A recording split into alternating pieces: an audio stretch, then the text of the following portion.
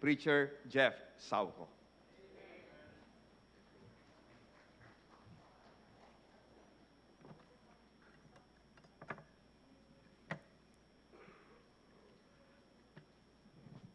Magandang umaga po sa inyong lahat. So before we start, sabihin po muna natin ang ating pangako sa Panginoong Jesus. Ready now. Recite, ipamumuhay ko si Jesus bilang aking Panginoon at tagapagligtas. Siya ang aking kanlungan sa oras ng problema at kahirapan. Siya ang aking pag-asa sa panahon ng kalungkutan. At ako ay nangangako na hindi ko hahanapin sa ibang lugar, sitwasyon, tao, kayamanan man, ang lahat ng awa at biyayang tanging kay Kristo ko lamang matatagpuan. So ngayong umagang ito, ang pag-uusapan po natin is, I focus on God's goodness as life gets tough. Katulad nga po ng sabi kanina ni Preacher Rene, nandito na po tayo sa simbahan, pumunta na po tayo, lubusin na po natin. Kumbaga makinig na po tayo sa salita ng Panginoon. So, ngayong umagang ito, ang pag-uusapan po natin is kung paano po tayo magfo-focus sa goodness na meron ng Panginoon. Kasi alam ko naman po, life is getting harder. Diba? Tumataas ang lahat, mas naghihirap, pero ang goodness ng Panginoon, hindi po yan nawawala. So let's open our Bibles in Psalms chapter 100, verse 5. Psalm chapter 100, verse 5.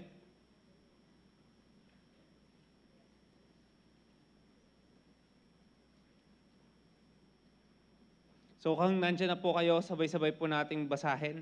Ready now, read. For the Lord is good, His mercy is everlasting, and His truth endureth to all generations. Tayo po'y manalangin. Panginoon, salamat po sa inyo. Salamat, Panginoon, sa blessing na inyong pinagkaloob sa amin ngayong umagang ito, na kami po'y nakarating sa inyong simbahan. Tulungan niyo po na sa aming pakikinig ay buksan niyo ang aming isipan, ang aming puso, na pagkatapos ng aming pananambahan ay mas mapapalapit kami sa inyo at mas mamahalin po namin kayo. Lahat ng ito ay binabalik po namin sa inyo. In Jesus' name we pray. Amen. Pwede na po kayo maupo.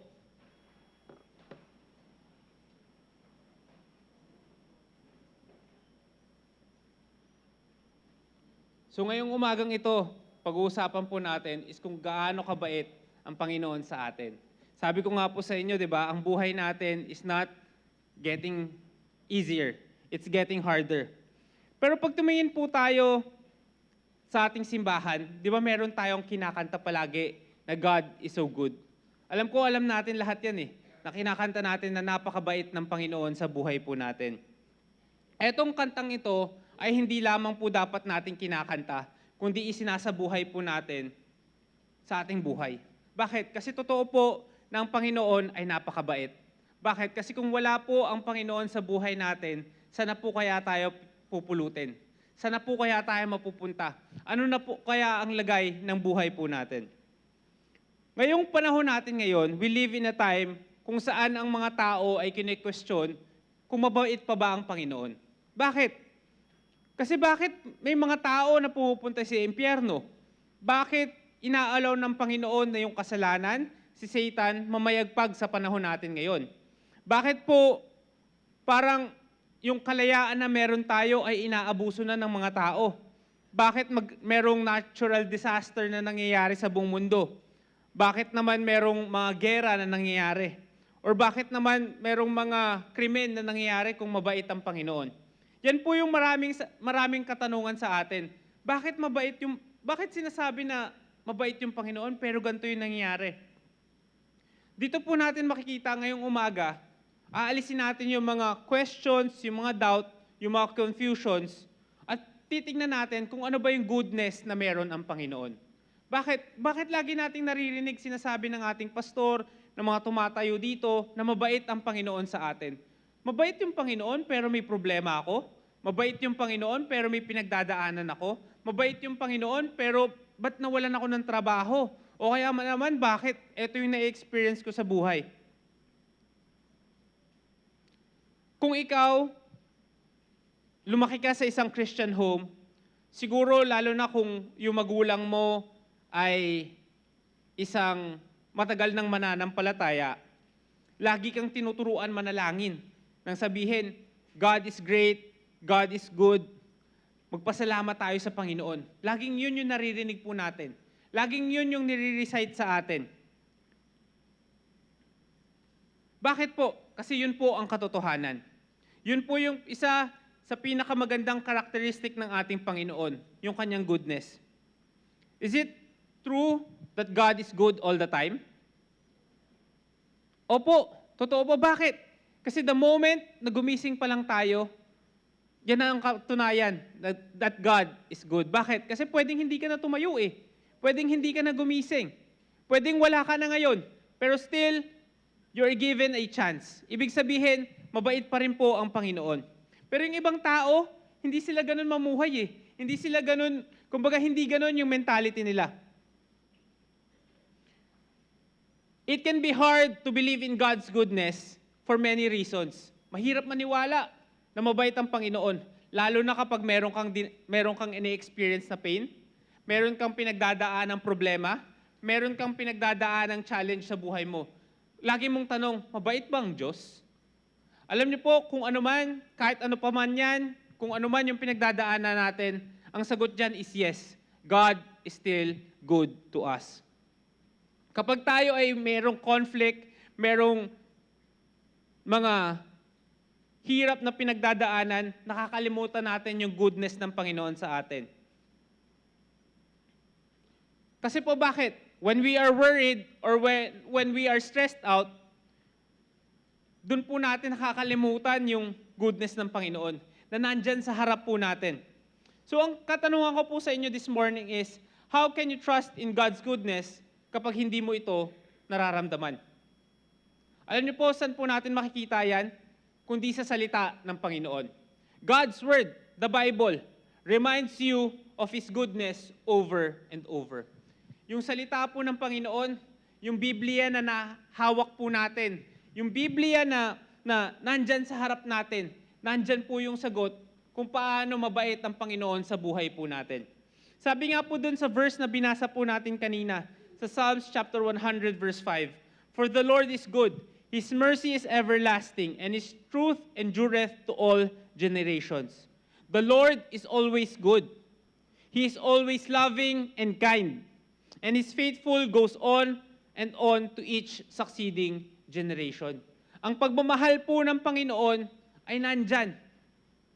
Siguro, yung lolo mo, yung nanay mo, ikaw, lahat kayo, mahal ng Panginoon. Mabait siya sa atin. Focusing on God's goodness is so important sa ating buhay. Bakit po? Kasi it will give us the perspective during our darkest day na kailangan natin ng Panginoon sa buhay po natin. Tandaan po natin na lahat ng na-experience natin, lahat ng pinagdadaan, halimbawa, di ba ngayon sa buhay natin, sabi ko nga po sa inyo, pang ilang week na natin to, third week of January, di ba? Na feeling natin, Lord, paano ko masusustain tong taon na to? Paano ko haharapin yung challenges for this year? Alam niyo po, isa lang yung sagot dyan. Trust in God's goodness. Magtiwala tayo sa goodness ng Panginoon. Kapag nakalimutan po natin yung goodness ng Panginoon, ma-highlight po talaga dyan yung problema mo. Ma-highlight talaga dyan yung mga challenges na meron tayo. Pero, dahil meron po tayong Panginoon sa buhay natin, dyan natin makikita na napakabait ng Panginoon. Di ba lagi nga pong nire-remind sa atin ng ating pastor na hindi porket naging Kristiyano ka na, wala ka ng problemang pagdadaanan. Hindi porket naging Kristiyano ka na, ay wala ka ng challenge na haharapin. Di ba lagi niyang nire-remind sa atin, especially the past month, na hindi ka magbibigay or hindi ka gumagawa kasi may ini-expect ka in return sa Panginoon. Di ba minsan kasi ang tingin natin sa Panginoon is, Lord, sige magbibigay ako pero wag mo na akong bigyan ng problema.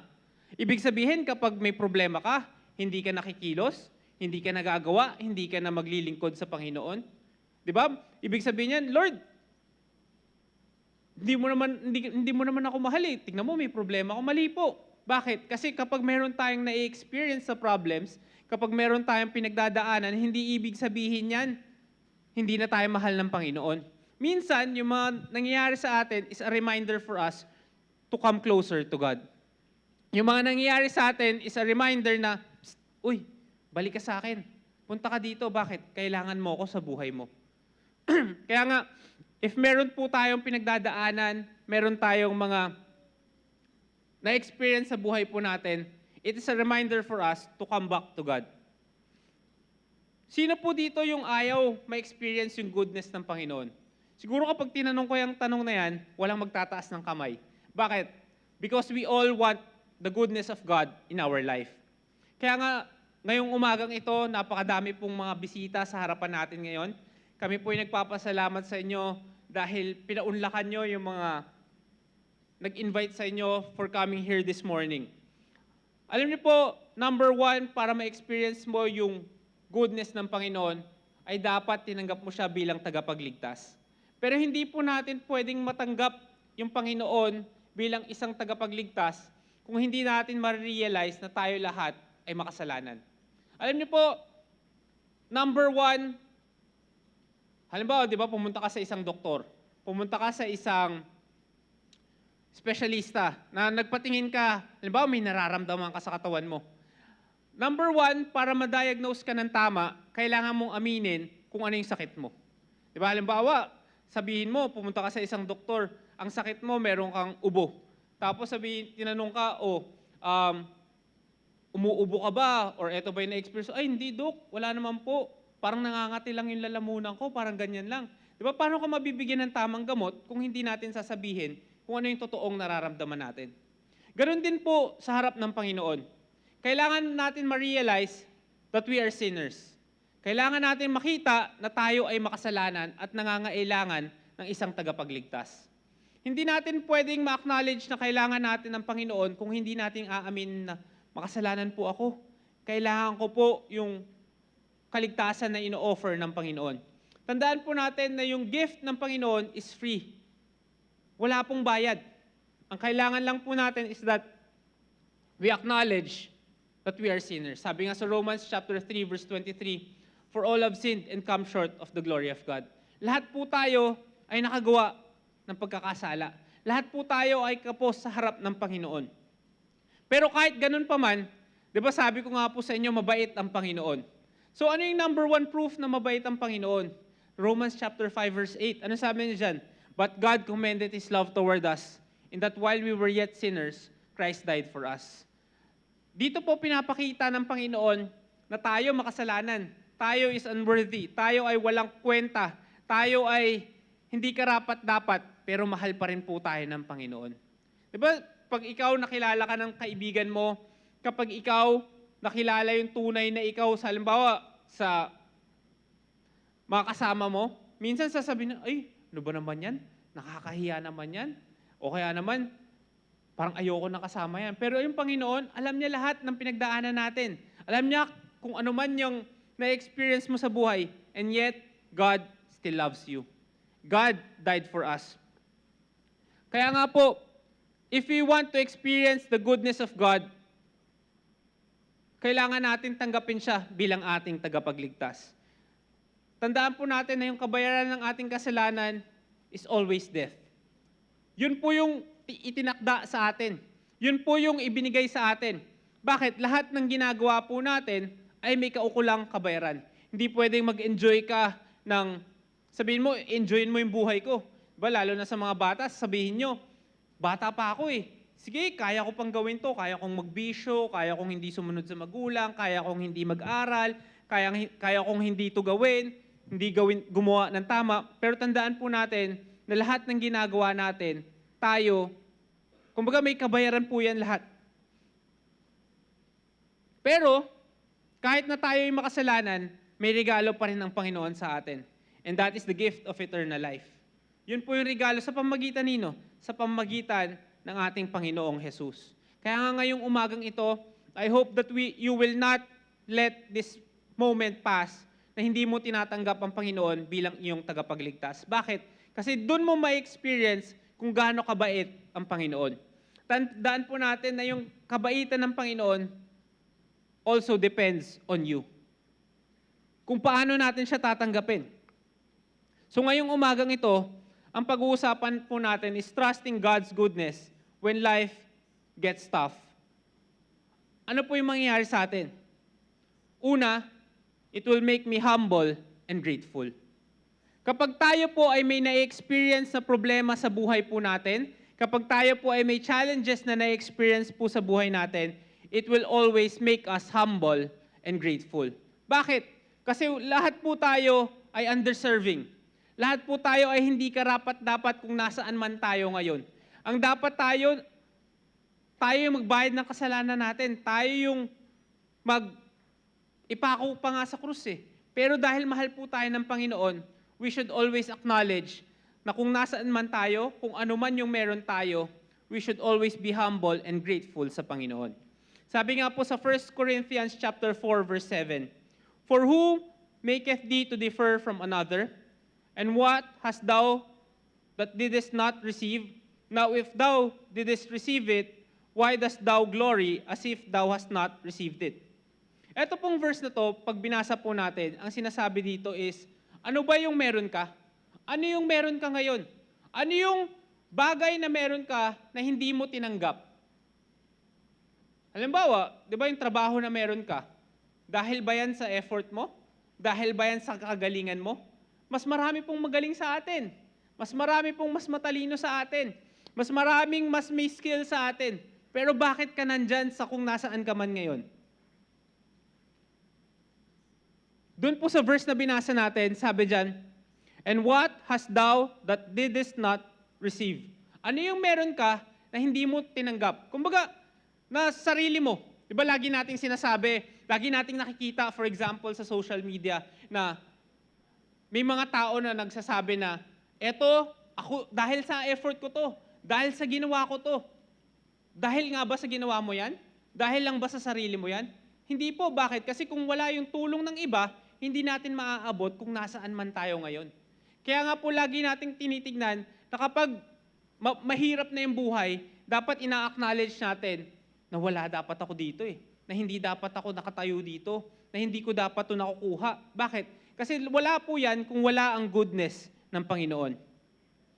We've talked about kung paano tayo magtitiwala sa goodness ng Panginoon kapag meron tayong struggles na hinaharap. Pero paano naman kapag pumasok sa isipan mo na yung mga magagandang bagay na kung nasaan ka man, kung ano man yung tinatamasa mo, ay galing sa goodness ng Panginoon. Minsan, ang problema is we become ungrateful and so proud. Na nagiging mayabang na tayo. Na nagiging parang feeling natin dahil sa atin. Feeling natin kaya naging ganito kasi magaling tayo.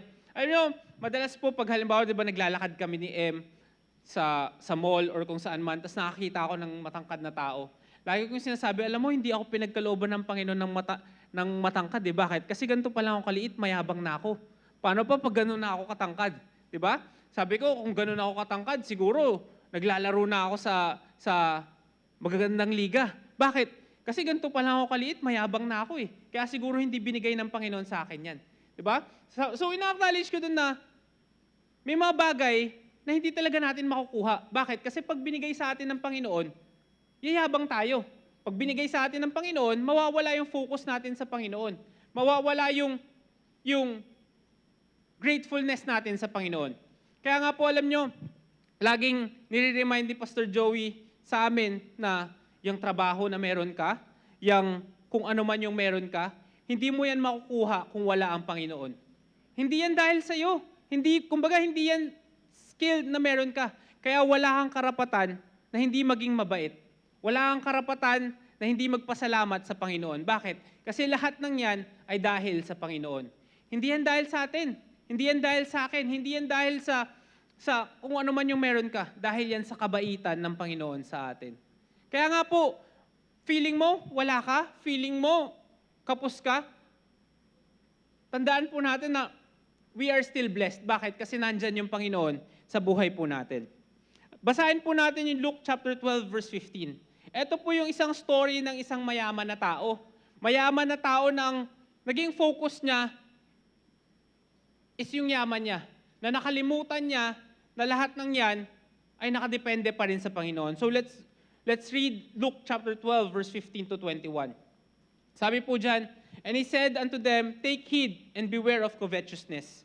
For a man's life consisteth not in the abundance of the things which he possesseth." So dito po napakaganda ng sinasabi ng Panginoon na yung isang buhay ng isang tao ay hindi po nakadepende sa kung anong bagay yung meron siya. Verse 16, and he spake a parable unto them, saying, the ground of a certain rich man brought forth plentiful. During the time of Jesus, masasabing mayaman ka kapag meron kang isang lupa. Diba? May lupa ka. Bakit? Kasi doon, pwede kang magtayo ng farm, pwede kang magtayo ng mga puno, tapos pwede mong anihin, and then pwede mong ibenta. So, kaya nga po, di ba, kahit naman sa panahon natin ngayon if you have land na malaki, lalo na sa probinsya, malaki yung kikitain mo. Di ba, naalala ko last Wednesday, I think, nag-usap kami nila, Preacher Mark, sabi niya, nung umuwi daw siya sa province nila, pinagtanim siya ng nanay niya. Sabi ko sa kanya, sabi ko nga na ikaw, pag sa province, ang kumikita talaga dyan is yung may sariling lupa. Bakit? Kasi yung mga magsasaka, di ba kapag nagre-rent lang sila ng lupa, isipin mo, babayaran pa nila yung lupa. Tapos pag ani nila, kailangan pa nila magbayad kung sino yung magmimil ng bigas nila. Di ba? So, kawawa sila. So dito po, during the time of Jesus, ganun din po itong rich man na to. Sa verse 17, and he thought within himself, saying, what shall I do? Because I have no room where to bestow my fruits. Sabi niya, anong gagawin ko? Napakadami kong prutas, napakadami kong nakuha, napakadami kong inani. And he said, this will I do. I will pull down my barns and build greater, and there will I bestow all my fruits and my goods. So yung plano ng rich man, ang dami kong ani, ang dami kong bunga, ang dami kong kikitain. So gagawa ako ng barn, gagawa ako ng storage room, at doon ko i-store lahat yan para pwede kong ibenta, pwede kong pagkakitaan. Sabi sa verse 19, and I will say to my soul, thou hast much goods laid up for many years. Take thine ease, eat, drink, and be merry. So sabi dyan, nako, sustained na ako, buhay na ako for the future. Bakit? Kasi meron na akong investment, meron na akong naka-imbak, meron na akong better future. Di ba, hindi po ba ganyan yung mentality ng iba sa atin? Na magtatrabaho ko, gagawin ko to. Bakit? Para maging maganda yung future ko, para maging maayos yung future ko. Pero punta po tayo sa verse 20. Sabi dyan, but God said unto him, thou fool, this night thy soul shall be required of thee. Then whose shall those things be which thou hast provided? Verse 21, so he that layeth up treasure for himself is not rich toward God. So doon po makita natin sa verse 20, oy, ikaw, thy soul shall be required of thee. So yung mga tinanim mo, yung tinabi mo, para kanino pa yan? So doon makikita po natin na tong rich man na to, nag-imbak siya, nag-invest siya, nagtago siya, pero anong ginawa ng Panginoon? Sinira ng Panginoon yung plano niya. Isipin mo, di ba yung plano niya? Okay na ako sa future eh. Okay na ako sa hinaharap eh. Pero doon po natin makikita na kahit may plano tayo, iba yung plano ng Panginoon para sa atin. Kaya nga kahit na gaano ka ka-secure, kahit na feeling mo, yung trabaho mo, or yung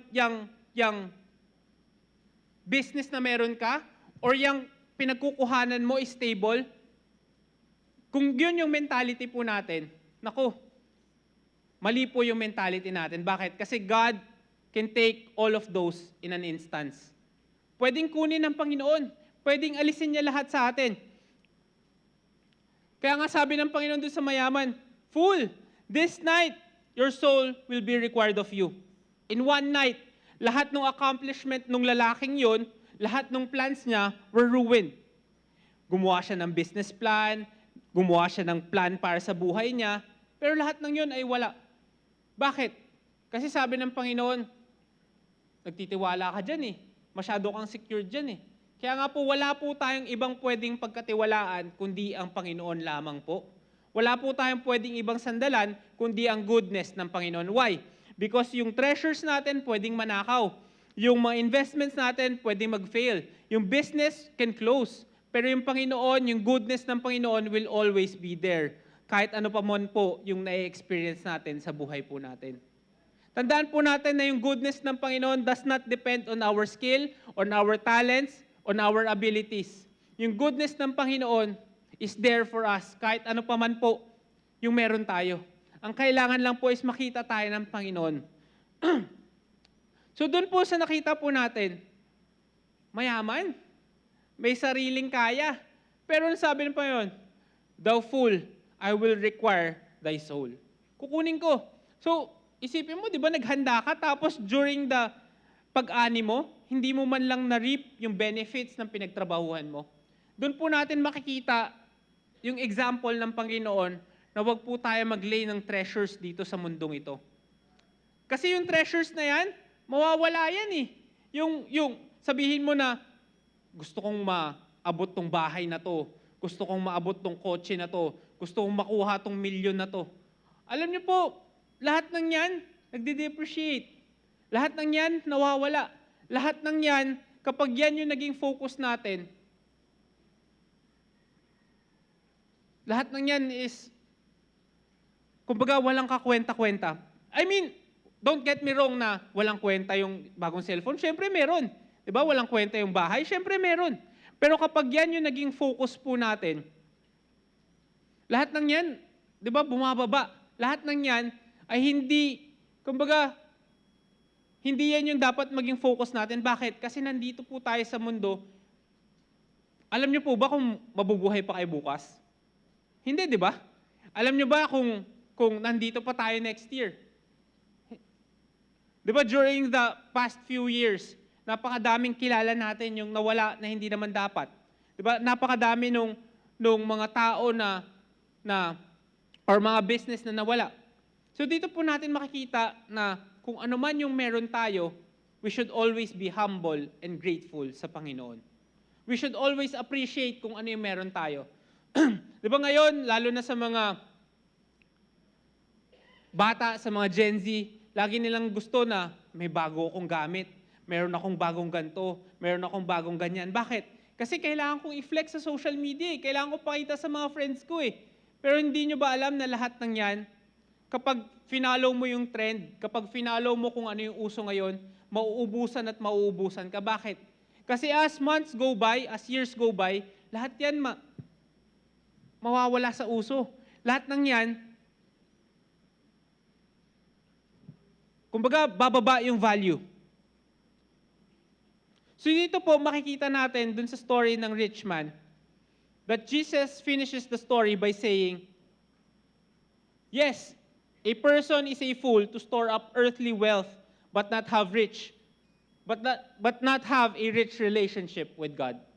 Yung isang tao na nag-focus sa wealth niya here in this world, pero walang magandang relasyon sa Panginoon, ay isang mangmang, isang fool.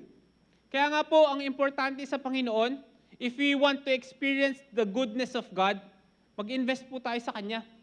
Baka naman, focus tayo sa pagtatrabaho, focus tayo sa pagkita, focus tayo dun sa kung ano mang ginagawa natin, pero hindi na tayo nagkakaroon ng personal relationship with God. Hindi na tayo nananalangin sa Kanya. Hindi na tayo lumalapit sa Kanya. Yes, nandito tayo pag Sunday, nandito tayo pag service, pero do you still have a personal relationship with God? Meron ka pa rin bang pakikipag-usap sa Panginoon? Meron ka pa rin bang time para lumapit, para magkaroon ng relasyon sa Panginoon? Tandaan po natin na kailangan natin yung Panginoon kaysa kailangan niya tayo. Kasi minsan, di ba, lagi nating sinasabi, lagi nating, hindi, kailangan ako dyan. Hindi, hahanapin din ako dyan. Tandaan po natin that we are all replaceable. Lahat po tayo ay pwedeng i-replace. Lahat po tayo, wala po tayong pwedeng ipagmayabang. Bakit? Kasi pwedeng may ipalit ang Panginoon sa atin. Kaya nga po dapat tayo yung relationship natin sa Kanya, wag po natin, kumbaga, mapilitan lang, kundi ginagawa natin to because we want to store treasures in heaven. Tandaan po natin na dito sa lupa, wala kang milyones, wala kang ganyang kayaman, pero dahil naglilingkod ka, dahil gumagawa ka para sa Panginoon, dahil ina-acknowledge mo lahat yan, you are more than blessed.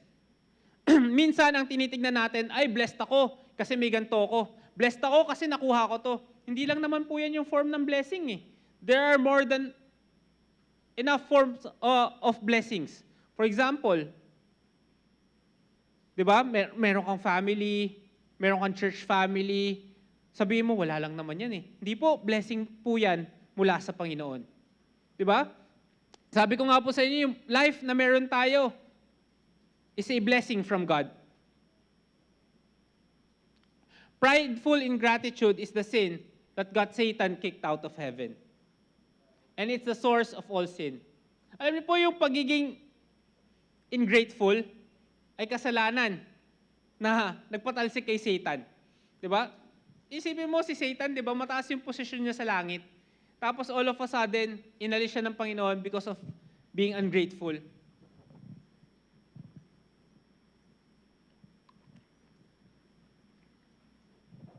Kaya nga po dito pumapasok na if you want to experience the goodness of God, you should be thankful for what you have. Maging mapagpasalamat po tayo dun sa kung ano yung meron po tayo. Huwag nating hanapin kung ano yung wala tayo. Bakit? Kasi kapag hinanap mo kung ano yung wala ka, di ka talagang magpapasalamat sa Panginoon. Kapag tumingin ka sa katabi mo, kapag tumingin ka sa labas, marami tayong wala. Diba? Marami tayong kakulangan. Marami tayong kakapusan. Pero para ma-appreciate natin yung Panginoon, magpasalamat tayo kung ano yung meron po tayo. We should always be humble and grateful sa Panginoon. Why? Kasi doon natin ma-realize na ang bait ng Panginoon. Ang bait ng Panginoon sa akin. Sabi nga sa Romans chapter 1 verse 21, when you stop being grateful to God, dito tayo papasok sa problema. Sabi dyan, because that when they knew God, they glorified Him not as God, neither were thankful, but became vain in their imaginations, and their foolish heart was darkened. Although kilala nila yung Panginoon, pero hindi nila pinagpurihan yung Panginoon. Ito po yung problema ng maraming mga tao sa atin ngayon. The problem is not that man did not know God, pero kilala nila yung Panginoon. Ang problema is that they refuse to glorify Him. Na kilala natin yung Panginoon. Alam natin yung kapangyarihan na meron yung Panginoon. Alam natin yung provision na binibigay sa atin ng Panginoon. Still, hindi natin siya gino-glorify. Kaya nga di ba lagi nating sinasabi, lagi nating naririnig mula sa ating pastor na wala tayo kung wala yung grace ng Panginoon. Hindi yun, hindi naman, parang sinasabi lang yan ni pastor. Hindi po, ina-acknowledge niya na kung wala ang grace ng Panginoon, kung wala si God, wala po tayo. Why? Because the moment we become ungrateful sa Panginoon, that's the moment we get to trouble. The moment na in-acknowledge natin dahil sa akin, dahil ako, dahil magaling, hindi po, dahil po yan lahat sa Panginoon. So, pag tinuloy po natin Romans chapter 1 verse 21 to verse 22, sabi diyan, professing themselves to be wise, they became fools. Dahil feeling nila magaling sila, dahil feeling nila sa kanila lahat yan, feeling nila matalino sila, that's the moment na you will become a fool. Bakit? Kasi feeling mo ikaw na eh. Feeling mo ikaw na yung bida. Pero tandaan po natin na hindi po tayo, kundi Panginoon, palagi ang dapat pagpasalamatan po natin. Hindi po sa kung ano paman, kundi dahil yun po yung katotohanan. Yung trabaho, yung business, yung family, yung bahay, yung lahat ng blessings na yan, hindi po tayo karapat-dapat. Kaya dapat i-acknowledge po natin yung Panginoon. So yung verse na binasa po natin kanina, yung 1 Corinthians chapter 4 verse 7. For who maketh thee to differ from another? And what hast thou that didst not receive? Now if thou didst receive it, why dost thou glory as if thou hast not received it? So, who makes you to differ from another? If there is yung, di ba, lahat po tayo, lahat ng tao, may pagkakaiba-iba tayo. Halimbawa, ako, iba po ako kay Preacher Raju. Si Preacher Raju, iba kay Preacher Ramil. Si Preacher Dante, iba kay Preacher Victor. Iba't iba lahat ng mga tao. Iba't iba yung mga katangian natin. Iba't iba lahat ng mga skills na meron tayo. Hindi po yan dahil sa atin. It is because of what has God done in us. Lahat tayo, may blessing yung Panginoon sa buhay po natin. Lahat tayo, iba yung pagkilos ng Panginoon sa atin. So there is no reason for pride. Wala pong reason na maging mayabang po tayo. Bakit? Mas magaling ako dito. O kaya naman, mas talented ako dyan. Hindi po. Bakit? Kaya mo bang gawin yung ginagawa niya? Kaya mo bang puntahan yung pinupuntahan niya? Kaya mo bang abutin yung inaabot niya? Hindi. O ibig sabihin, hindi tayo mas magaling sa kanila. Merong certain areas ng buhay natin na mas marunong tayo, pero there are certain areas ng buhay nila na hindi naman natin kayang gawin. Kaya nga po, lahat po, who makes you to differ from another? And then yung next part po is, what hast thou that didst not receive? Everything we have comes from God. Lahat ng meron po tayo ay galing sa Panginoon. Kaya po walang karapatan tayo na magyabang. Wala po tayong karapatan na sabihin na, ako to, magaling ako. Hindi po. Bakit lahat ng yan ay galing sa Panginoon? Lahat ng yan ay dahil sa goodness ng Panginoon. So ngayon po, naniniwala pa rin ba kayo na hindi mabait ang Panginoon? Di ba napakabait ng Panginoon sa buhay po natin? Napakabait po ng Panginoon sa buhay po natin.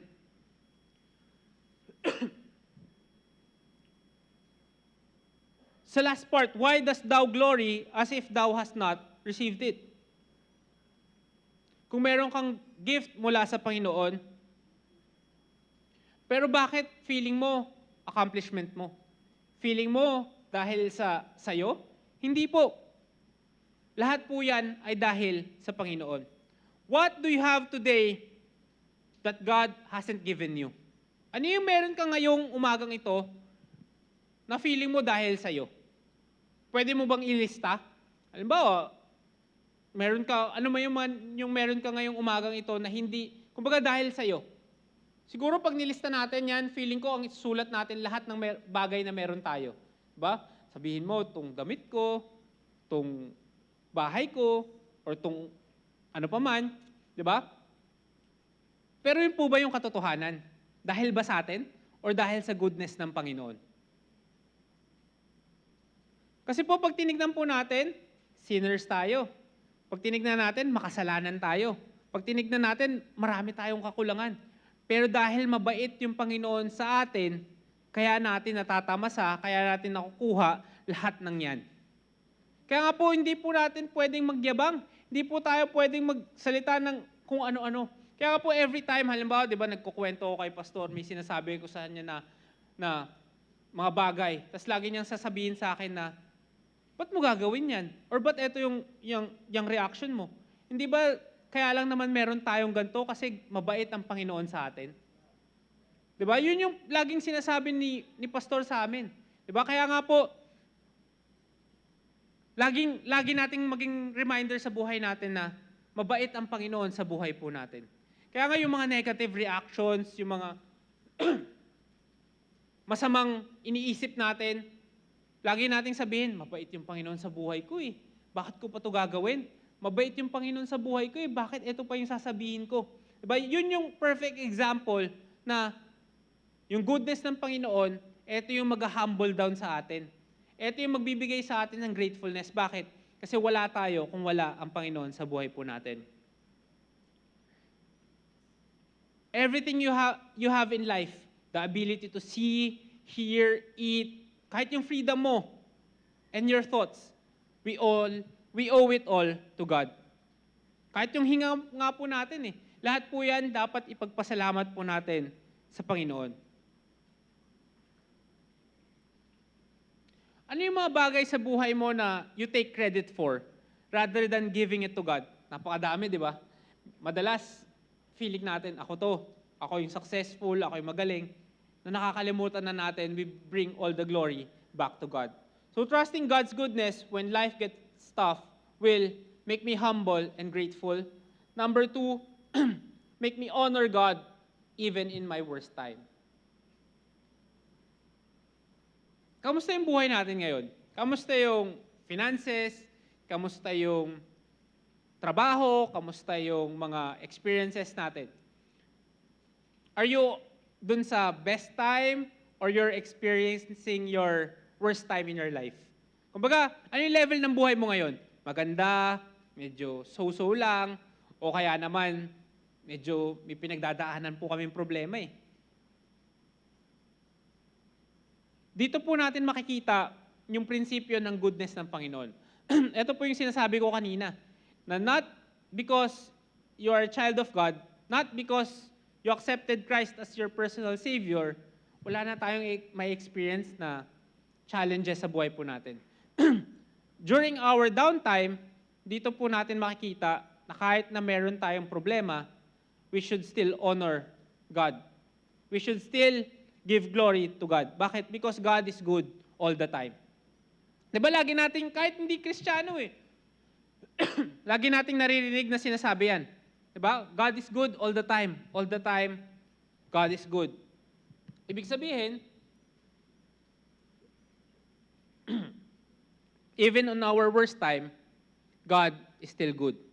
Sabi nga sa Psalms chapter 61 verse 1 to 2, 16 verse 1 to 2,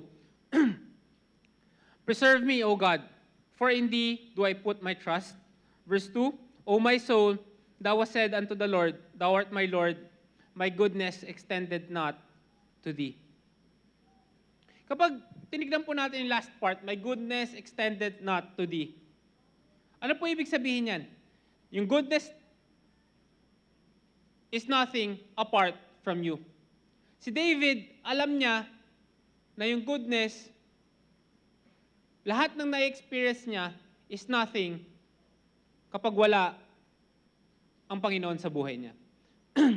Even in our worst time, God is good. Not everything that happens in our life is good. Diba like, kung sabihin natin, di ba, dito sa mundo natin, hindi ka na makaka-experience ng problema. Wala nang hahabol sa'yo. Kumbaga perfect na. Diba? Lahat ma-accomplish natin. Then wala na po tayo sa lupa. Diba? Baka nasa langit ka na. Kasi dito sa lupa, we will have tribulation. We will have problems. We will experience mga saltek. We will experience yung pagdapa. Pero lahat ng yan ay parte ng buhay. God is good. Yung circumstances po natin siguro ngayon may be difficult. Pero God can take the bad and bring out the good out of it. Ano ba, may na-experience kang masama sa buhay mo. Pero alam mo po yung na-experience na masama sa buhay mo na yan, pwedeng may ipakitang magandang bagay ang Panginoon dyan. Diba, isipin mo, may problema ka. Tapos narinig mo tong preaching na to. Siguro ni-examine mo na yung problema mo, ano ba yung maganda sa problema ko? Parang wala namang maganda. Parang yung sinasabi nung nagsasalita sa harap, parang hindi ko naman makita yung sinasabi niyang goodness ng Panginoon. That's the time ma-realize natin na kailangan ko pa lumapit sa Panginoon. Kailangan ko pang kumapit sa Kanya. Alam niyo po, para sa mga guest namin, sa mga visitors po namin, napakaraming, pwede kaming tumawag dito sa harap, halimbawa ng testimony. Tatayo sa inyo, sa harapan nyo. Papakita nila kung paano naging magaling, paano naging mabait ang Panginoon sa kanilang buhay. Kung paano nila na-overcome yung mga challenges. Bakit? Kasi ang patunay that God is good. Hindi yan, kumbaga, mabait ang Panginoon, tinanggap ko siya, pero ba't ito yung na-experience ko? Lahat ng yan ay part para mas kumapit, mas mapalapit tayo sa Panginoon. Even in the worst times, you can trust this. God has a good purpose. He has a good plan, and He has a good reason.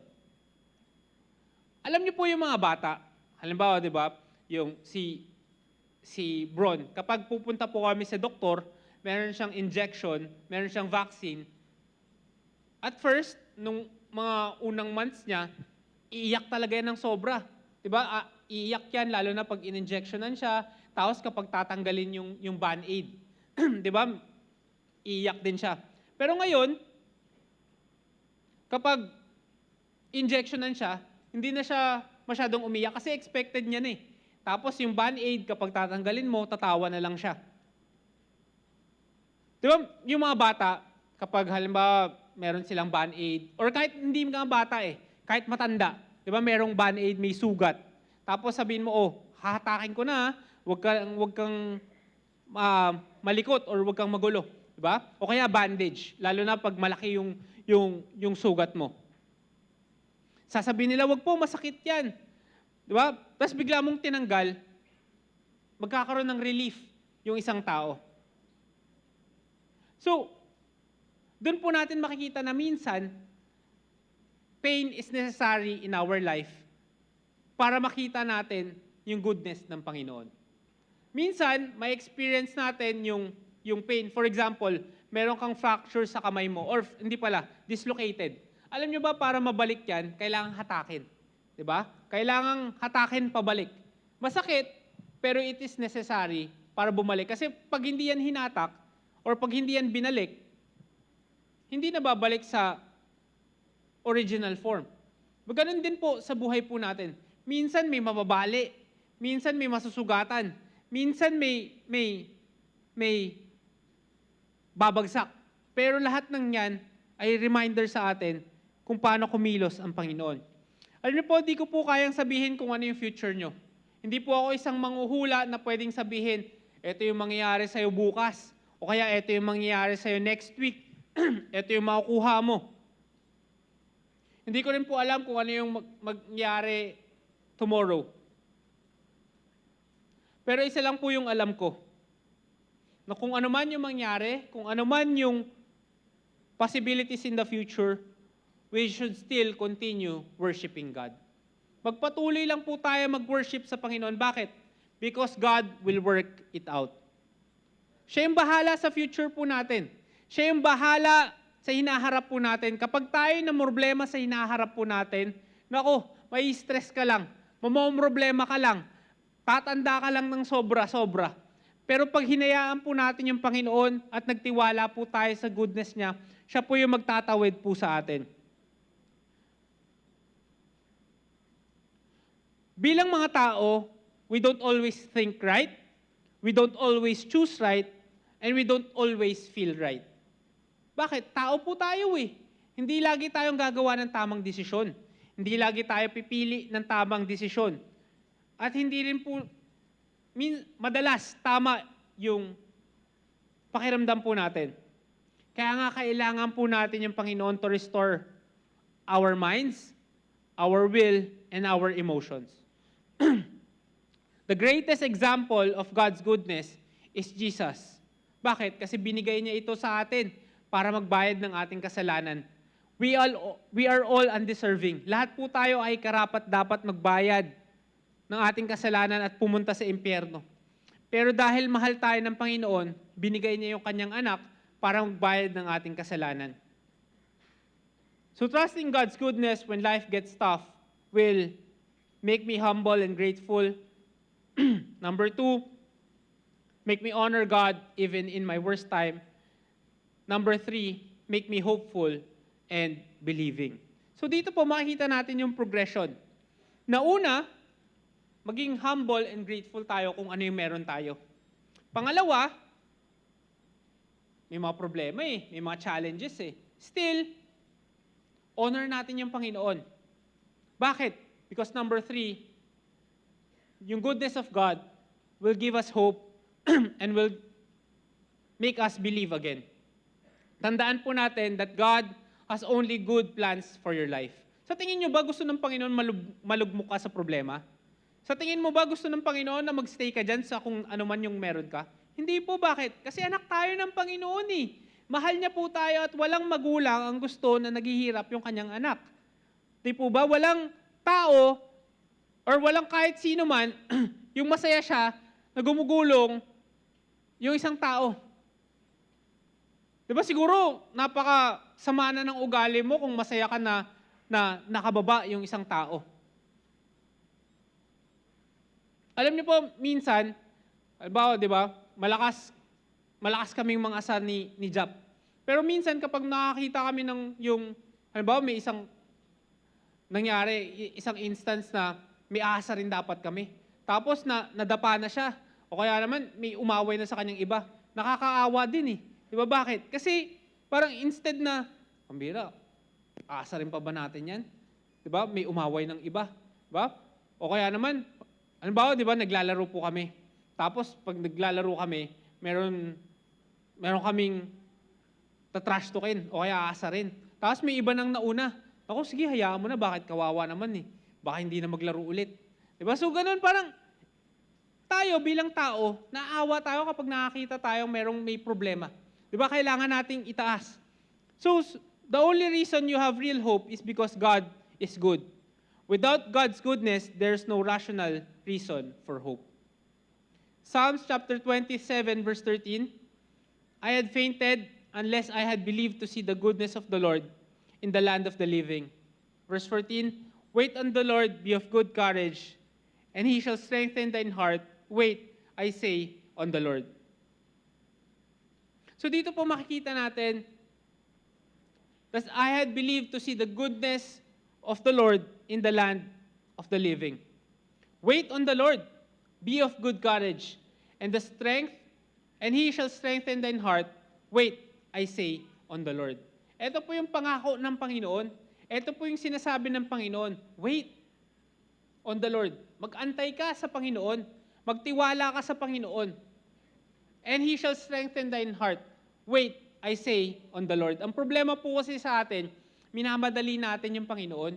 Lord, ano ba itong na-experience ko? Lord, ano ba itong nararanasan ko? Diba? Minsan, Lord, nagbibigay ako, gumagawa ako, bakit ito yung na-experience ko?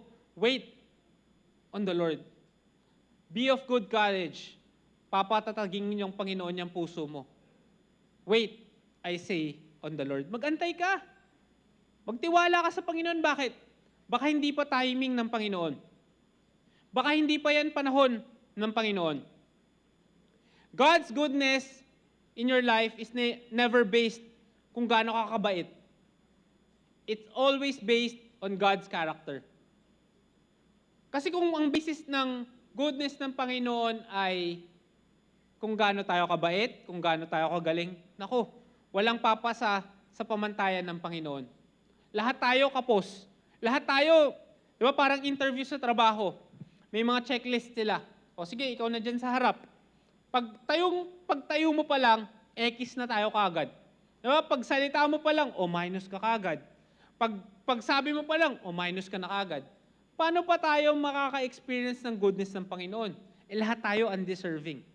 Kaya nga po yung goodness ng Panginoon is not based on our skill, talent, abilities, or kung ano pa man, kundi it is based on God's character. While waiting sa pangako ng Panginoon, while waiting dun sa kung ano man yung pinapanalangin natin sa Panginoon or hinihiling natin sa Panginoon, we should serve. Alam niyo yung pag-waiter, di ba pag pumunta ka sa isang restaurant, pag sinabing waiter, anong ginagawa ng isang waiter? They serve. Di ba? Ang isang waiter, pagpasok mo, ma'am, upo po kayo dito.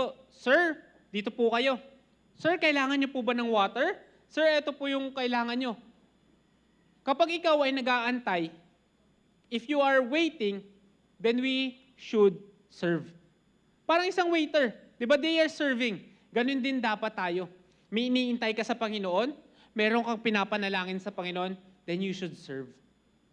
Then you should serve. Para kang isang waiter. Di ba maglingkod ka? Ang waiter, kapag pumunta ka sa isang restaurant, hindi yan pwedeng nakatayo lang. Di ba? Hindi yan pwedeng nag-aantay lang ng utos. Nag-i-initiate yan. Bakit? Kasi kailangan nila sila yung mag-initiate eh. Kailangan nila sila yung mag-provide ng service. Ganon din po tayo sa ating buhay. If you are waiting on your prayer or on God's promise, serve. Maglingkod. Gumawa para sa Panginoon. Bakit? Nananalangin ka na nga, humihingi ka na nga, nagre-request ka na nga, hindi ka pa ba maglilingkod? Hindi ba naman nakakahiya sa Panginoon yun, nananalangin ka sa Kanya, tapos hindi ka niya makitaan na pagkilos, pag-initiate, paggawa para sa Panginoon? Hindi niya naman kailangan ng grand na paglilingkod. Hindi niya kailangan ng grand na pagbigay. Ang kailangan niya is yung puso po natin. Ang kailangan niya is, ginagawa mo ba yung best or kung ano man yung pwede mong ibigay para sa Kanya. Yun yung tinitingnan po ng Panginoon. Ngayong umagang ito, are you fighting discouragement, doubt, or despair? Then my suggestion is, alisin mo yung mata mo sa problema. At tignan mo yung mga mabubuting bagay na ibinibigay ng Panginoon at ginawa ng Panginoon sa buhay mo. But alam ko po maraming may alam sa verse na to. Jeremiah chapter 29 verse 11. Ano yung sabi sa verse na yan? For I know the thoughts that I think toward you, saith the Lord. Thoughts of peace and not of evil to give you an unexpected end. Tandaan po natin na yung Panginoon, hindi niya gustong may problema ka. Hindi niya gusto na may na-experience kang ganyan. Thoughts of peace and not of evil to give you an unexpected end. Yun po ang pangako ng Panginoon sa ating buhay. What does God's goodness in your life look?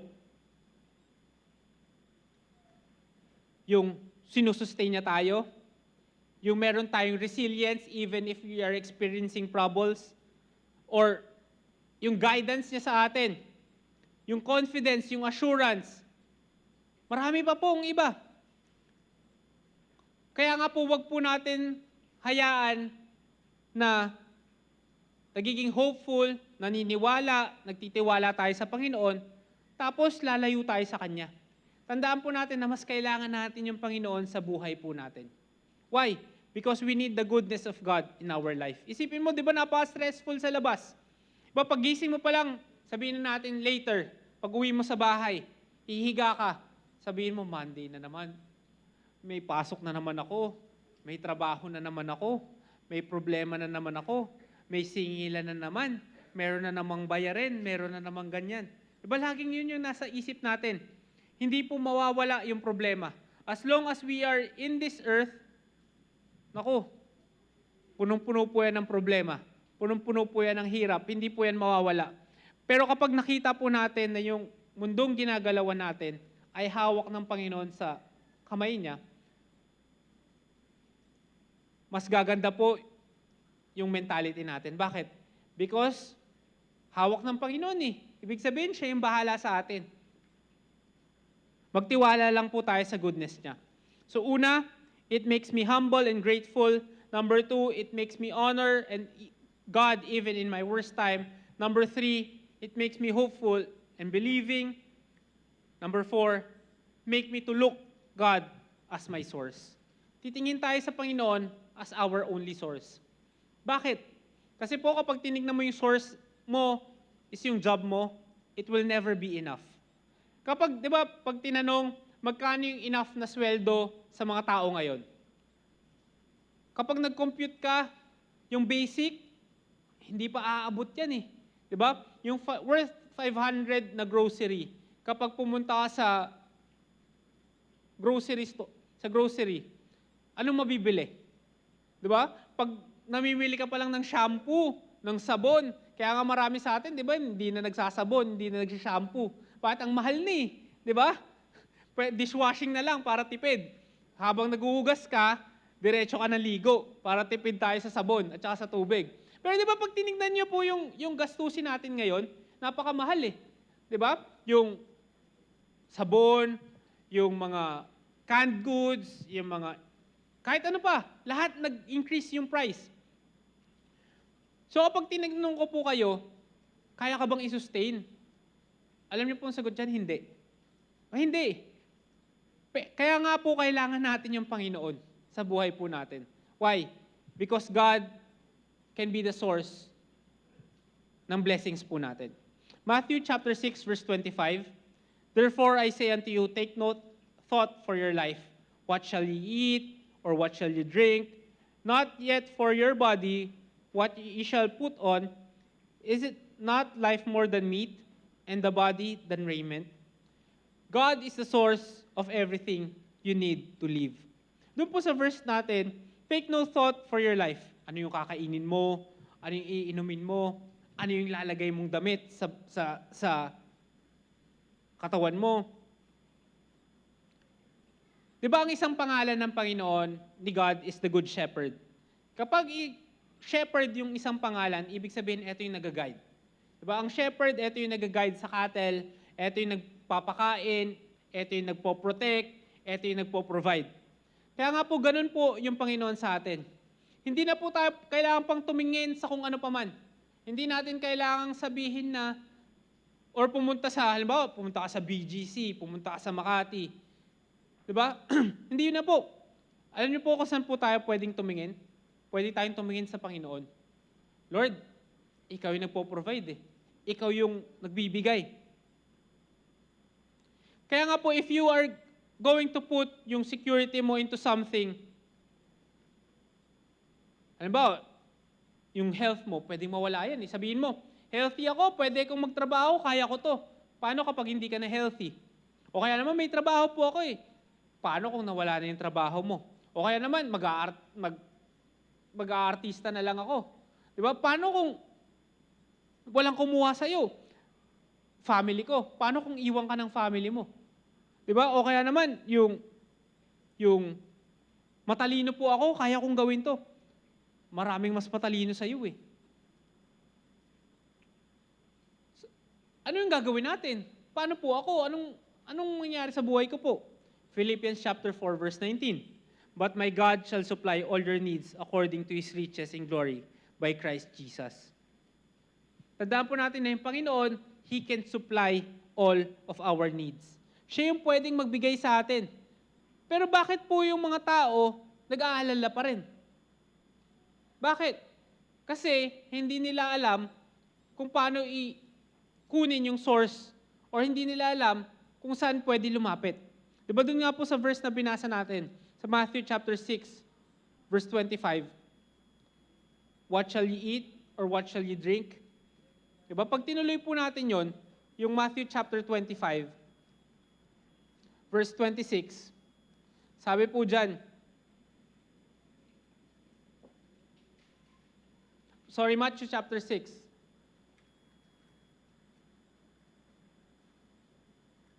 pag tinuloy po natin yan, sabi po sa verse 26, behold, the fowls of the air, for they sow not, neither do they reap, nor gather into barns, yet your heavenly Father feedeth them. Are ye not much better than they? Di ba? Sabi dyan, behold, the fowls of the air. Hindi naman sila nagtatanim. Hindi rin sila umaani, or hindi rin sila naglilikom ng kung ano paman, yet, yung heavenly Father feedeth them. Are ye not much better than they? So ito po yung magandang pangako ng Panginoon sa atin. Isipin mo yung ibon, hindi naman sila umaani, hindi sila nagtatanim, pero pinapakain pa rin sila ng Panginoon. Kaya nga po tayo yung pwede tayong maglingkod sa Panginoon, pwede tayong gumawa para sa Panginoon, pwede tayong kumilos para sa Panginoon. Bakit tayong matatakot for our future? Yes, worrying is normal. Yes, fear is normal. Pero, wag natin i-highlight yung takot natin. Wag natin i-highlight yung worries natin. Bakit? Kasi may stress ka lang dyan eh. Problema ka lang dyan eh. Na pwedeng ibigay naman natin lahat sa Panginoon. Tandaan po natin, worrying is part of human nature. So paano natin aalisin yung worrying sa buhay po natin? Recognize the goodness of God. Tignan po natin yung goodness ng Panginoon sa buhay po natin. The best way to stop worrying is to start praying. Para mawala yung worry sa buhay mo, matuto kang manalangin, matuto kang lumuhod, matuto kang lumapit sa Panginoon. Why? Kasi doon tayo nakikipag-usap sa Panginoon. Doon tayo lumalapit sa Kanya na sasabihin natin, Lord, di ko na kaya eh. Ang bigat na Lord. Lord, parang nakukuba na ako sa problema na to. Hindi ko na alam kung anong gagawin ko. Kaya nga po, kapag hindi na natin kaya, lumapit tayo sa Kanya. Pero kahit na kaya natin, lumapit pa rin po tayo sa Kanya. Bakit? Kasi po, kailangan natin siya sa buhay po natin. Una, make me humble and grateful. Number 2, make me honor God even in my worst time. Make me hopeful and believing. Make me to look God as my source. Number 5, make me put God first place in my heart. Unahin po natin yung Panginoon sa puso po natin. Unahin po natin yung Panginoon sa isip po natin. Sabi sa John chapter 14 verse 1, sabi diyan, let not your heart be troubled. You believe in God, believe also in me. The more you trust God, the less you will worry. Kapag mas nagtitiwala ka sa Panginoon, mas maaalis yung pag-aalala mo. Bakit po? Kasi kapag nagtiwala ka sa Panginoon, kumbaga papasok sa isip mo na, nandiyan yung Panginoon, sabi, He shall supply all of my needs eh. Siya yung magpo-provide sa akin eh. Di ba? Kaya nga po, alam niyo po, hindi natin kailangan ng sabihin natin maging sobrang yaman. Bakit? Kasi pag sobrang yaman ka, ang laki rin po ng problema natin. Di ba? Malaki yung, alam niyo po, di ba, pag lumaki yung sweldo mo, lalaki rin yung tax mo. Di ba? Pag lumaki yung sweldo mo, lalaki rin yung gastos mo. Di ba? Kapag lumaki yung bahay mo, lalaki rin yung kuryente mo. Di ba? Lagi nating inisip, Lord, sana lumaki yung bahay ko. Pag lumaki yung bahay, bira naman, oh, laki ng kuryente ko. Eh, di ba pinag-pray mo, lumaki yung bahay mo? Tapos ngayon, lumaki yung bahay mo, nagre-reklamo ka sa akin, lalaki naman yung kuryente mo. Di ba? Hindi na alam ng Panginoon kung saan siya lulugar sa atin. Pag binigay niya yung blessing, meron na naman tayo panibagong reklamo. Di ba? So, doon natin makikita na sa mundong to, kahit magkaroon tayo ng blessing, pag lumaki yung sakop, halimbawa, di ba, Lord, sana ma-promote na ako, ibigay mo sa akin itong trabaho na to. Tapos pag na-promote ka, sabi mo, Lord, ano ba naman to? Stress na ako sa trabaho na to. Di ba, pinag-pray mo yan? Di ba, hiniling mo yan sa Panginoon? Kaya nga po, dapat doon po natin makita na dito sa mundong to, kahit na blessed ka, mamomroblema ka pa rin. Bakit? Kasi doon natin makikita na kahit anong level ka, kahit na saan ka tumungtong, kailangan mo yung goodness ng Panginoon sa buhay mo.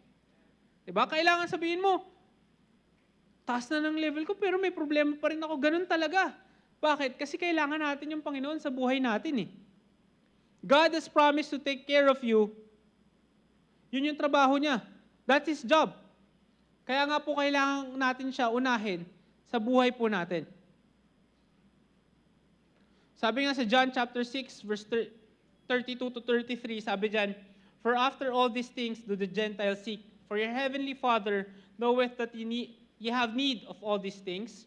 Verse 33, but seek ye first the kingdom of God and His righteousness, and all these things shall be added unto you. Unahin mo yung Panginoon, gawin mo kung ano yung magpi-please sa Panginoon, and all these things shall be added unto you. Alam ng Panginoon kung ano yung pangangailangan mo eh. Alam ng Panginoon kung ano yung hinihiling mo para sa Kanya. Pero alam mo ba kung ano yung kailangan ng Panginoon para sa'yo? Ano yung kailangan ng Panginoon sa'yo? Ano? Hinihiling niya na unahin natin siya. Hinihiling niya na lumapit tayo sa Kanya. Hinihiling niya na maglingkod tayo sa Kanya.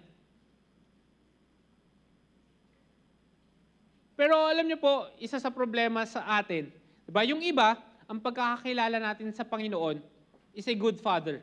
Kumbaga, ano yung ibig sabihin niyan? Ang pagkakakilala natin sa Panginoon is a provider. Ang pagkakakilala natin sa Panginoon is nagbibigay ng mga pangailangan natin. Yung iba naman, ang pagkakakilala sa Panginoon is tagaparusa. Diba? Ang iba nakakilala sa Panginoon, tagapalo. Diba? Ang kakilala sa Panginoon, kapag mali yung ginawa mo, may kabayaran lahat ng yan. Diba? Pag tinignan natin doon, bira, yung iba ang pagkakilala sa Panginoon, nagbe-bless.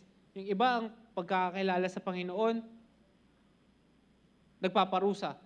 'Di ba? Kahit si God minsan, 'di ba? Sabihin niya siguro, hindi niya na rin parang magkaiba yung tingin sa akin ng mga tao ah. 'Di ba? Magkaiba yung view sa akin ng mga tao ah. Pero alam niyo po, isa lang ang solusyon sa mga problema natin. We should seek God first. Unahin natin ang Panginoon sa lahat ng bagay. 'Di ba? Sabihin mo, giving lang ba yan? Pagbibigay, hindi po. Sa lahat ng aspeto. Yung oras mo, Pagising mo sa umaga, seek ye first. Sa unang araw ng linggo, seek first the kingdom of God. Kaya nga, nandito tayo sa simbahan eh. Bakit? Kasi inuuna natin ng Panginoon sa oras po natin. When you make Jesus Christ number one in every area of your life, ito po yung nagsisimplify ng priorities mo. At ito yung mag-aalis ng mga worries mo. Why? Because in John chapter 10 verse 14, sabi dyan, I am the good shepherd and know my sheep and am known of mine. As the Father knoweth me, even so know I the Father, and I lay down my life for the sheep. Yung Panginoon, siya yung magbibigay ng kanyang buhay, siya yung magbibigay ng kanyang mag-guide sa atin. Kaya nga po dito natin makikita that we need God in our life. Kailangan po natin siyang ilagay sa number one place sa atin. So number one, make me humble and grateful. Number two, make me honor God even in my worst time. Number three, make me hopeful and believing. Number four, make me to look to God as my source. Number five, make me put God first place in my heart. Number six, make me generous. So para po, di ba, trusting God's goodness when life gets tough, ito po yung magtutulong sa atin para maging generous. Sabi sa Luke chapter 16, verse 11 to 13, sabi dyan, if therefore ye have not been faithful in the unrighteous mammon, who will commit to your trust the true riches? And if ye have not been faithful in that which is another man's, who shall give you that which is your own? No servant can serve two masters, for either he will hate the one and love the other, or else he will hold to the one and despise the other. You cannot serve God and mammon. Alam niyo po, yung mga faithful na tao are generous even when they don't have anything to give. Anybody can be generous when they have a surplus. Ano ibig sabihin yan? Lahat ng tao pwedeng magbigay kapag may sobra sila. Kaya nga po, alam niyo po yung pagbibigay sa Panginoon, hindi ka po dapat nagbibigay sa Panginoon na parang bibigay ako sa Panginoon kasi kikita ako dito. Magbibigay ako sa Panginoon kasi meron akong makukuhang reward dito. Mali po.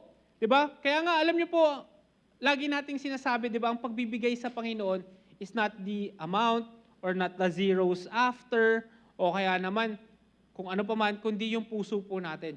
Alam niyo po yung give, 'di ba, kapag yung give, eto yung kapag sinabi mo sa bata, kahit hindi mo pinapaliwanag, maiintindihan nila.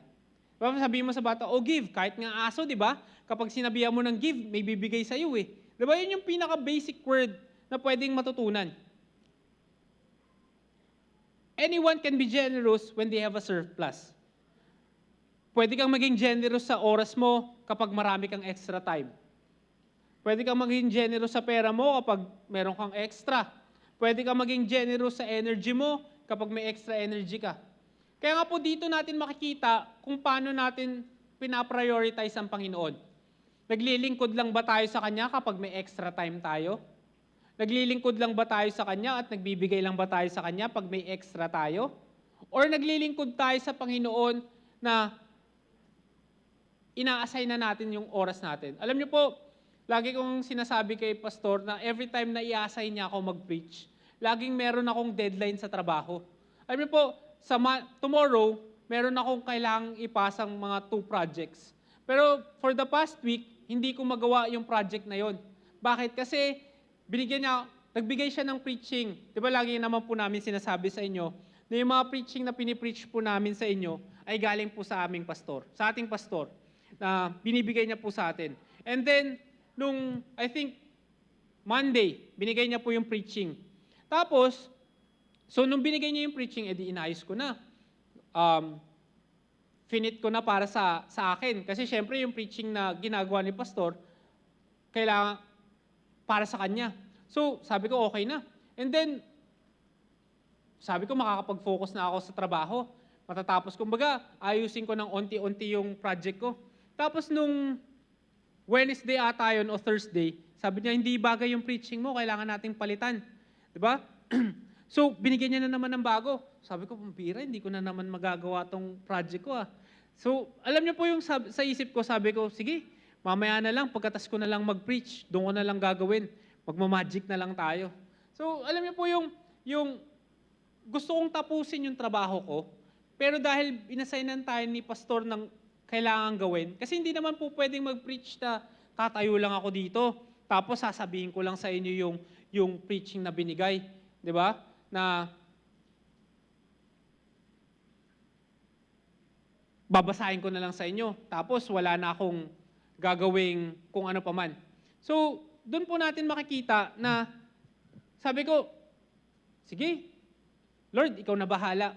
Alam niyo po, sabi ko, gagawin ko na lang mamaya pagkatapos nung preaching or mamayang gabi. Tapos, baka hindi na lang ako matulog, tatapusin ko na lang ulit. So, kasi po, madaling maglingkod sa Panginoon kapag convenient yung oras mo. Madaling maglingkod sa Panginoon kapag maayos yung schedule mo. Pero paano kapag meron kang deadline? Paano pag meron kang kailangang tapusin? Ano yung pa-prioritize mo? Ano yung uunahin mo?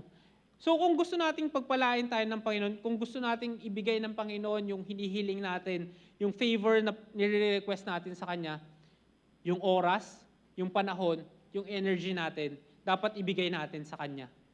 Madali ba? No, mahirap. Kailangan mag-sacrifice. Kailangan magtanggal ng oras. Pero, the reward is more than enough. Diba? Lord, ikaw na yung bahala. Ikaw na yung mag-sustain sa akin. Bakit? Kasi simula naman dati, yun naman lagi eh. Diba? Ganyan naman palagi. Kaya nga, Lord, ikaw na yung bahala. Diba? Madaling mag-excuse na, Cabrera, wag muna tayo mag-Bible study Pero, kailangan eh. Diba? Kailangan namin mag-Bible study. Bakit? Kasi kailangan, as a district, kailangan nagmi-meet. Kailangan ko mag-serve. Bakit? Kasi yun yung kailangan nating unahin eh. Hindi ko sinasabi to para lang sabihin na, ay, gawa-gawa lang yan para lang may masabi sa preaching. Hindi po. Gusto niyo po makita pa yung calendar ko kung gaano yung deadline eh. Diba? Pakita ko lang para patunay po na hindi talaga ako nagtrabaho buong isang linggo. Diba? Kaya nga mamaya tatanggalin ko yun sa live. Baka kasi mamaya manonood yung manager ko, sabihin niya, hindi ka pala to nagtatrabaho buong isang linggo, nag-aaral lang pala to ng preaching. So, alam niyo po, it's hard na tumayo sa harap nyo. It's hard na magsalita, magturo. Bakit? Kasi mas maraming tao, di ba lagi ang sinasabi ni pastor na pag tumayo dito, dapat kapag naintindihan ng bata, maintindihan ng matanda. Pag naintindihan ng matanda, dapat maintindihan ng bata. Kaya nga po, it takes time. Mahirap mag-aral, mahirap mag-deliver, mahirap magsalita, mahirap tumayo. Kaya nga po kapag na-assignan po kami magturo, di ba, minsan yung mga preacher, pastor, baka pwedeng yung iba naman. Baka kaya ito nang bakit? Kasi it takes time. It takes energy. Kaya nga po sabi ko, Lord, ikaw na lang bahala sa akin mamaya.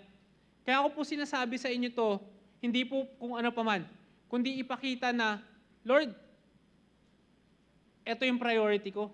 Priority ko is kung ano yung gawain mo. Priority ko is kung ano yung inuutos mo. Kaya nga po, alam niyo maraming opportunities yung nagpe-present sa akin na lumipat sa ibang trabaho o kaya naman maglipat ng ibang company na much better yung salary, na much better din yung position. Pero lagi kong sinasabi kay M na hindi naman ako after sa position. Alam niyo, after ako sa flexibility. Na after ako dun sa pwede kong nandito, pwede kong kasama ko si Bron. Alam niyo yung kasama mo yung mga anak mo, kasama mo siya nandun ako, halimbawa, di ba, nag-work ako, tapos nandun siya, magagawa ko lahat ng bagay. Iba pa rin yun compared dun sa mataas nga yung sweldo mo. Tapos hindi mo naman nagagawa yung kasama yung family mo. Di ba? Wala ka namang family time. Ako, nakakasama ko. Kaya nga lagi sinasabi ni pastor na, blessed ka dyan sa kung ano man yung meron ka. Kasi, lumalaki si bro, nakasama mo. So doon makikita natin na yung priority is not always money. Yung priority is not always following kung ano man yung trends. Yung priority is ano man yung mahal ng Panginoon, ano yung mabe-bless yung Panginoon at the same time doing what you love. Diba? Kaya nga tayo, wag nating habulin yung pera. Bakit? Kasi hindi naman yun yung source ng happiness eh. Hindi naman yan yung source ng lahat ng bagay. Ang habulin natin is kung ano yung pagpapalain ng Panginoon. I-prioritize natin yung Panginoon sa buhay po natin. Why? Because if we prioritize God in our life, family, siguro yung sustenance niya, siguro yung enjoyment mo sa buhay mo is more than enough. Diba? Doon natin makikita yung favor and yung goodness ng Panginoon. Yes, hindi mo maabot yung marireach ng yan, pero ibang kasiyahan naman yung pwedeng ibigay ng Panginoon sa'yo. Ibang kasiyahan yung pwedeng i-provide ng Panginoon sa buhay mo. So, generosity doesn't begin when we give financially. Hindi po tayo generous because we give. We give because we have experienced a personal transformation moving us to live generously. Hindi tayo nagbibigay dahil lang para mapansin, dahil makita, kundi dahil may transformation sa buhay po natin. No person was ever honored for what he received. Halimbawa, di ba, lagi naman sinasabi sa atin ni Pastor to na hindi ka pagpapalain na, kumbaga, walang honor dun sa tumanggap. Siguro pag tumanggap ka ng award, tumanggap ka ng medal, tumanggap ka ng recognition, yun, di ba, para may honor dyan. Pero kapag nakatanggap ka ng regalo, nakatanggap ka ng gift, wala pong honor dyan. Honor has been the reward for what He gave. Ano yung binigay mo? Ano yung ginawa mo? Doon po merong honor. So in conclusion, tandaan po natin that God's goodness is always constant. Yung goodness ng Panginoon is always constant. Katulad nga po ng sabi ko sa inyo, yung goodness ng Panginoon may not come in monetary form, but it may come through your family.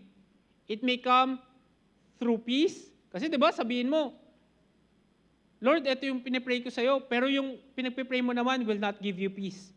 Pero hindi sasagutin ng Panginoon yan. Bakit? Kasi sabi mo, kailangan mo ng peace sa buhay mo eh. Diba? The goodness of God is everywhere. The goodness of God is always abundant in our life.